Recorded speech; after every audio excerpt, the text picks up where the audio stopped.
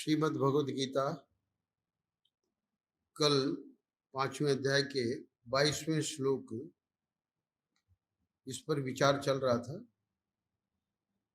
ये ही संस्पर्शजा भोगा दुःखयोनयैव ते आद्यन्तवन्तः कौन्तेय न तेषु रमते बुधः।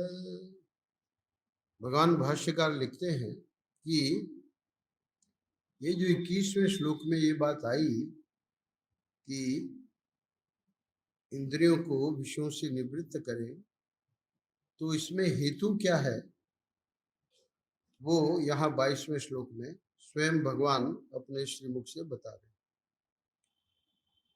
वहां तो बताया कि सुखम अक्षयम अश्नुते, ब्रह्म योग युक्तात्मा, अर्थात जब व्यक्ति बाह्य स्पर्श यानी जो शब्द स्पर्श रूप रस गंध ये विषय हैं, इनसे अशक्त आत्मा अपनी इंद्रियों को निवृत्त करेगा, तो अब चूंकि उसका ही जो साधना चल रही है, श्रवण मनन निध्यासन, अंतःकरण की शुद्धि, ज्ञान प्राप्ति, सर्वकर्म संन्यास, ब्रह्मनिष्ठा, तो उसी को बताया सुखम अक्षयम अश्नुते, अक्षय सुख की प्राप्ति होती। अभी अभी स्वामी श्री विश्वात्मन जी महाराज ने प्रवचन के अंत में बताया कि इसको लेकर लोग प्रश्न करते हैं कि मोक्ष जो है इसमें हमारा क्या होगा। तो कल हम लोग आप बताएंगे, इस पे हम श्रवण करेंगे, क्योंकि श्री उड़िया बाबा जी महाराज ने भी इस 21वें श्लोक पर काफी कुछ विचार किया है अक्षय सुख को लेकर। यहाँ 22वें श्लोक में भगवान जो हेतु दे रहे हैं कि इंद्रियों को विषयों से क्यों हटा लेना चाहिए, क्योंकि विषय और इंद्रियों के संबंध से उत्पन्न जो भोग हैं वे सब अविद्याजन्य होने से केवल दुख के ही कारण हैं। ये ही संस्पर्श जा भोगा दुख योनय एवते। भगवान भाष्यकार लिखते हैं कि ये आध्यात्मिक दुख हो, चाहे आदि दैविक दुख हो, चाहे आदि भौतिक दुख हो, ये दुख क्यों प्राप्त हो रहे हैं? क्योंकि हमें ये शरीर मिला है। तो ये अगर पूर्व जन्म में ही विद्या प्राप्त करके अविद्या हट गई होती और ये जो 21वें श्लोक में बताया मोक्ष की प्राप्ति हो गई होती, तो ये शरीर नहीं लेना पड़ता। अब जब ये शरीर प्राप्त हुआ है तो इसके साथ में ये आध्यात्मिक, आदि भौतिक, आदि दैविक दुख ये साथ ही साथ लगे हुए हैं। ये पूरा का पूरा पैकेज कहते हैं अंग्रेजी में। आजकल जाओ बड़े बड़े हॉस्पिटलों में तो बता देंगे कि भाई आपको ये सब जांच करनी है, तो इसका एक पैकेज है। तो इस पैकेज में ये तीनों दुख जो हैं वो होते ही हैं। तो कह रहे हैं कि एव शब्द से ये भी प्रकट होता है दुख योनय एवते, कि ये जैसे इस लोक में दुखप्रद है वैसे ही परलोक में भी दुखद है। अर्थात वहां बताया जाता है कि दिव्य सुख है, पर वो दिव्य सुख जो है वहां भी संस्पर्श तो है ही है। तो इसलिए लीला क्या है, स्वामी श्री दयानंद जी महाराज बताते थे कि एक कथा करने वाले कथावाचक जो थे वो स्वर्ग में पहुंचे और उनको जो बंगलो मिला तो उधर घूम रहे थे तो देखा कि वो शहर का जो ऑटो रिक्शा वाला जो था वो भी उनके रहते ही मर गया था, पर उसका जो बंगलो था वो तो बहुत ही बड़ा था। बड़ा आश्चर्य हुआ कि मैं तो भगवान की कथा करता था और मुझे ये छोटा बंगलो दिया है, और ये जो है, चलो कोई बात नहीं, आ गया स्वर्ग में, पर ये क्या बात हुई कि हमारे से भी बड़ा बंगला, और उसके सुख भी लगता है कि हमसे बहुत ज्यादा। गए कार्यालय में, पूछा कि भाई यहाँ भी गड़बड़ घोटाला है क्या? तो देखा सब, कुर्सी पंदा, बोले कि हमारे बड़े साहब हैं, वो आ जाए।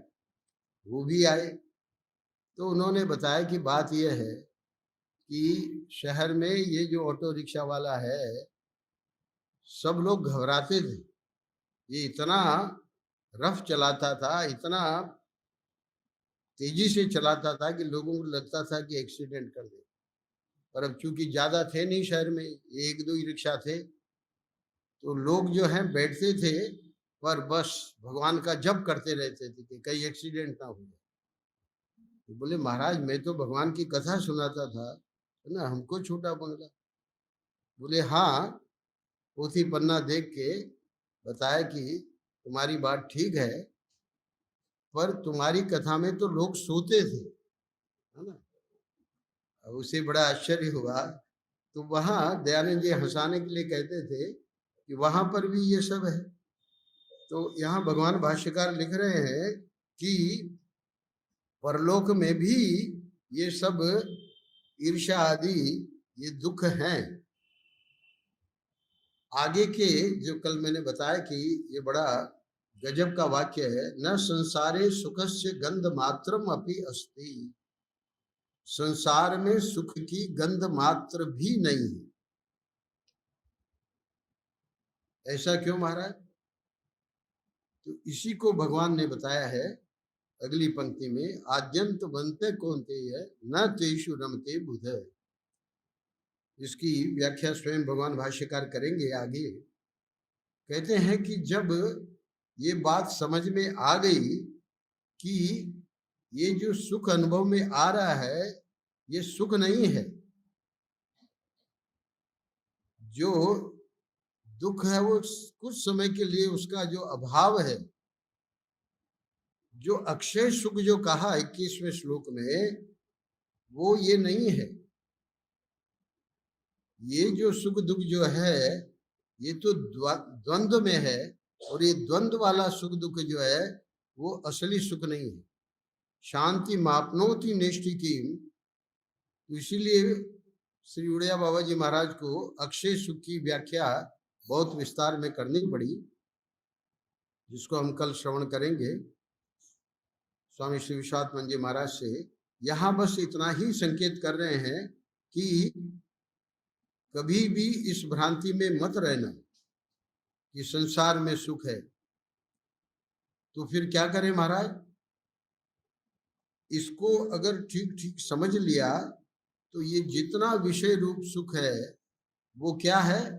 मृग तृष्णिका से, है ना, यानी जल दिख रहा है पर जल है नहीं। अब वो मृग जो है बेचारा रेगिस्तान में घूम रहा है क्योंकि दिख रहा है, और भटकते भटकते मर जाता है। मरुमरीचि का तो मृग तृष्णा भी इसे कहते हैं। तो इसलिए इंद्रियों को हटा लेना चाहिए। ये विषय भोग केवल दुख के कारण है। क्यों? इनको अर्जन करने में दुख है, इनकी सुरक्षा करने में दुख है, और अब ये जब चले जाते हैं तब भी दुख दिखे जाते हैं। तो केवल दुख के कारण है, क्योंकि ये आदि अंत वाले होने से विषय और इंद्रियों का संयोग होना भोगों का आदि है, और वियोग होना ही अंत है। क्योंकि ये आदि अंत वाले हैं, वे केवल बीच के क्षण में ही प्रतीति वाले होने से अनित्य हैं। इस बार कूर्म पुराण में हमारे स्वामी श्री श्रवणानंद जी महाराज समझा रहे थे कि स्वामी हंसानंद जी महाराज कहते थे कि इतनी सरल चीज है, आप लोगों को समझ में नहीं आती है, आश्चर्य है। अरे भैया देखो, ये जो मैं है हमारा, वो जागृत में रहता है कि नहीं? बोले हाँ रहता है। बोले स्वप्न में रहता है कि नहीं? बोला रहता है। पर स्वप्न में जागृत कहाँ रहता है? स्वप्न में जागृत कट जाता है। अच्छा, अभी हम जागृत में बैठे हैं, स्वप्न कट गया, फिर सुषुप्ति में जाते हैं तो वहां दोनों नहीं है, न जागृत है न स्वप्न है। पर ये मैं जो है, ये तो जागृत में भी है, स्वप्न में भी है, गाढ़ सुषुप्ति में भी है। तो इस मैं को पकड़ना है। तो यहाँ कहना क्या चाह रहे हैं कि जैसे सुषुप्ति के, तो उसकी तो बात छोड़ दीजिए, पर जैसे स्वप्न के सुख को जागने से हम बिल्कुल निश्चित रूप से कह देते हैं कि वो मिथ्या था। सुख हो दुख हो सब कुछ मिथ्या था वहां का। क्यों? क्योंकि अब हम जागृत में आ गए। तो यहां समझा रहे हैं भगवान भाष्यकार कि आदि अंत वाला ये जागृत भी तो, इस समय इसकी आदि यानी हम जगे नींद से, अभी हमको लग रहा है कि हम जाग रहे हैं, और जब फिर वापस सोने जाएंगे, स्वप्न में चले जाएंगे, इसका अंत हो जाएगा। तो जो आदि अंत वाला होता है, यानी जो त्रिकाल में जो नहीं रहता है, उसको हम सत्य नहीं कहते।